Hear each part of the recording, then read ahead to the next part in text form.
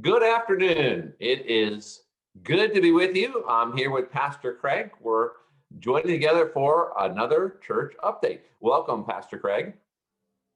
Yep, good to be here. Glad to connect and share with the church family what's going on. Awesome, awesome. Well, this is our 39th take of this video. For some reason, it's been one of those days, but we're going to get through this. Pastor Craig, we recently announced some exciting news at the church, which is that you will be serving as an interim pastor, that is the interim senior pastor at Community of Faith United Methodist Church down near Disney from January 1 to July 1. So before we get into that, Craig, tell me how you feeling about that, this whole kind of change of pace, change of role. Well, it's been kind of a whirlwind few weeks, kind of reorienting my brain for the beginning of Right. 2021. But I am excited to preach Awesome. regularly, and so David gets a little relief of me bothering him, asking when I'm preaching next. Um, but I'm excited in that it is an opportunity to serve the church. The church is Right. kind of just in a strange season now, and so I view this as a great opportunity to serve the church as a whole, which is what I share with some of their staff there. I'm just there for this strange season to serve them, to set that church up as best as possible for these Mhm. next 6 months for whomever is coming in July. Yes, yeah, yes. And preaching every week, that's always a unique challenge. Preaching once in a while is a challenge. Preaching every week is a challenge. Just different challenges. So I'm super excited that you get a chance to live into that.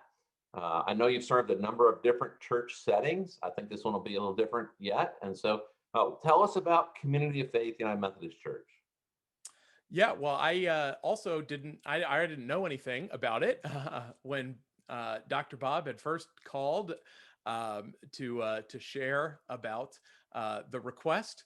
And so I went on their website and looked, and have since followed up with some of their church staff and leadership. And so kind of across the conference, folks have been like, "Oh, that's Right. a great church." And so yeah, they haven't met in person yet for worship, so that'll be one of the first Uh, projects, is beginning the process of beginning to meet in person again. um, but and I think there's some history with our church already connected to this church. yeah, those are some of the fun stories since kind of first hearing. Was reminded that one of Pastor David's covenant brothers, Scott Smith, who's now at First Ormond, planted that church a few years ago, and that it's actually the church that Pastor Rachel first preached at before becoming a certified candidate in her process towards ordination as well. So one of those small world of Methodism things. So we're going to mark that as sacred ground for Pastor Rachel. There's probably a statue out front commemorating that date that Pastor Rachel was there preaching her first sermon. So That's right. I'll be on pretty the cool. lookout for that marker. That's pretty cool. So that's a great opportunity, a chance to experience kind of a new setting and a new role. You are coming back, right? This is not a permanent thing. This is an interim position. Yep, I'll be back July 1st, and Aaron and I aren't moving. We're living in the same spot, and we'll just be commuting down, a few times a week. So I will be Awesome. back on July 1st. Awesome, awesome. Yeah, one of the first things that we said as a non-negotiable in this conversation was that you would be coming back to be with us. Now you are in the middle of some really important ministry here in our family right now. Obviously, missions is so important to our church family, and that's in the process of enlarging and growing and recentering. Uh, Anua, Foundry, these are all keystone ministries that we highlight ourselves. So how what will happen when you're away in your interim role? Who will cover? How will that take place?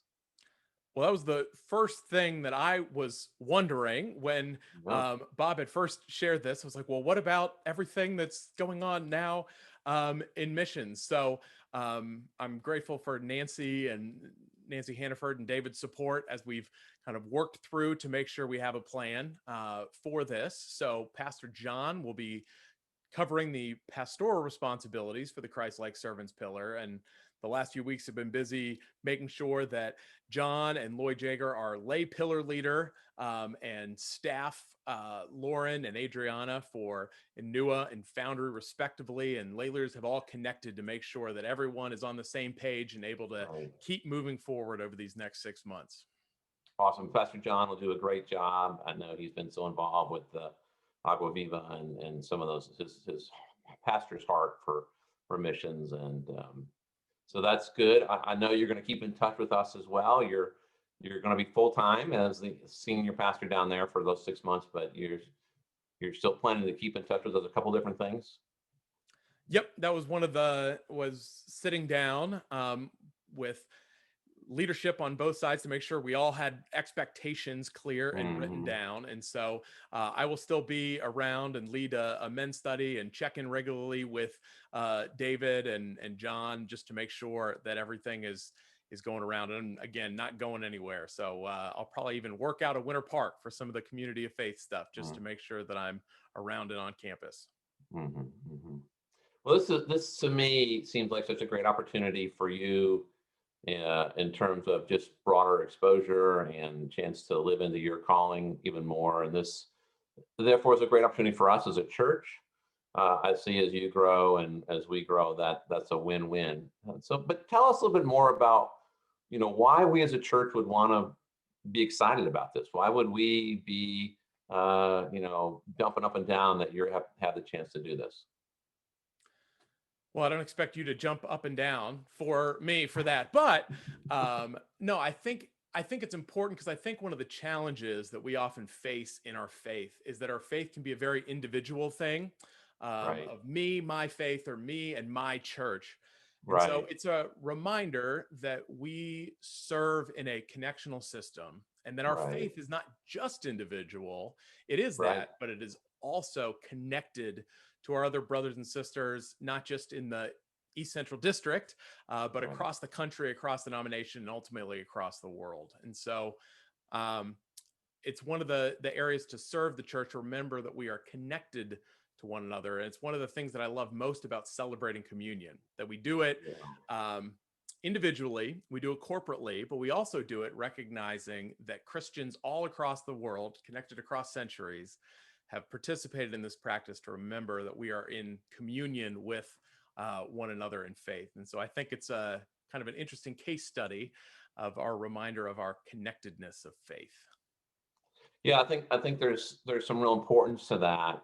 Certainly in this time of pandemic and isolation, to remember that we share the journey and we share the story with a much broader circle than we can see, and have the opportunity to learn from other people's journey as they go through this. Is always important for us in the body of Christ, this local chapter of the body of Christ, to hear how other parts of the body of Christ are approaching this time and season in their calling. I also think it's important in this time of kind of relativity of truth to hear that there are others who share the path and have found truth in this walk as a follower of Jesus, and it just broadens us. And we look forward to you bringing that back and you sharing with us some of the ways that you've seen that truth live out and enfleshed in that part of our area. And so that to me is a real win. It's a win for you. It's a good thing for you to do. It's a win for us. And so we're grateful for the opportunity. And we certainly look forward to you getting back here. I'm glad it's only 6 months, and glad you'll be returning. You're an important integral part of what our team is here. So surprise question, because we didn't prep on this earlier. So I know Erin's been supportive. What was Erin's first word when you said, "Hey, honey, I got a call today"? How did she respond? Yeah, we had a little teaser, because I had gotten a text from Bob saying, "Hey, could we talk later today?" And I was like, "Well, this is kind of an interesting. It's not normally how it goes." So I thought something might be a little, but I think Erin's first question was like, "What? You're doing what?" But Erin, in her wisdom, was, okay, so are we clear on expectations of the church Great. here, and making sure we're all clear? So She married up. She's wise. Yeah. she is, God bless absolutely. clergy spouses. They live in a unique world, and I can remember very clearly the days I got those calls and calling Robin immediately afterwards. So I'm thankful for Aaron. Thankful for you, Craig, and this opportunity. Look forward to growing because of it. And I'm sure the church will want to express their support that this is the last Sunday. I think this Sunday is your last Sunday before you head out for 6 months. So God be with you as you preach and as you go. And we look forward to remaining in touch with you. And so good to see you. Thanks for sharing today, Craig. Absolutely. Thank you.